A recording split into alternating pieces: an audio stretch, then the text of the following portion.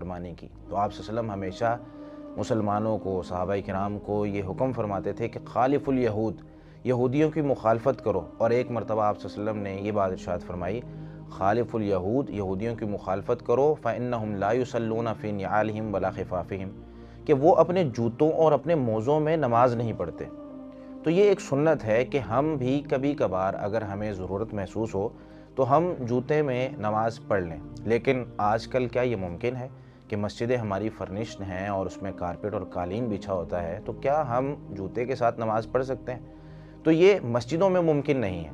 ये खुले ग्राउंड में या पार्क में या किसी जगह पर, जैसे कि एक वाक़या भी मेरे साथ पेश आया कुछ दिन पहले।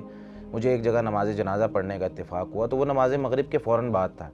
अब जब वहाँ पहुँचे पार्क में, तो वहाँ नमाज जनाजा से पहले मगरिब की नमाज़ अदा करनी थी। तो वहाँ हमने जूते के साथ नमाज़ पढ़ी और इस हदीस पर अमल किया। अब दूसरा सवाल इसमें यह है कि जूते पाक हैं या नापाक, ये कैसे पता चलेगा? तो नबी मुकर्रम सल्लल्लाहु अलैहि वसल्लम ने इसमें जो हमें तरीका बताया है कि ज़मीन की मिट्टी हमारे लिए पाकीज़ा बना दी गई है। तो जहाँ से हम खुश्क मिट्टी से गुज़रते हैं वो हमारे लिए पाक हो जाता है, हमारा जूता पाक हो जाता है। कोई भी चीज़, जैसे तयम्मुम हम पाक मिट्टी से करते हैं, ऐसे ही हमारा जूता जब वहाँ से गुज़रता है तो वो पाक हो जाता है। तो हम अगर हमारे जूते पर कोई गंदगी लगी हुई है और हमें नज़र आती है तो ठीक है, हम उसमें नमाज ना पढ़ें। लेकिन अगर वो साफ़ है ज़ाहिरी तौर पर, तो हम ज़ाहिर पर हुक्म लगाते हुए उसमें नमाज अदा कर लेंगे। अल्लाह रब्बुल आलमीन हमें इस सुन्नत पर भी अमल करने की तौफ़ीक़ अता फ़रमाए। जज़ाकुमुल्लाह।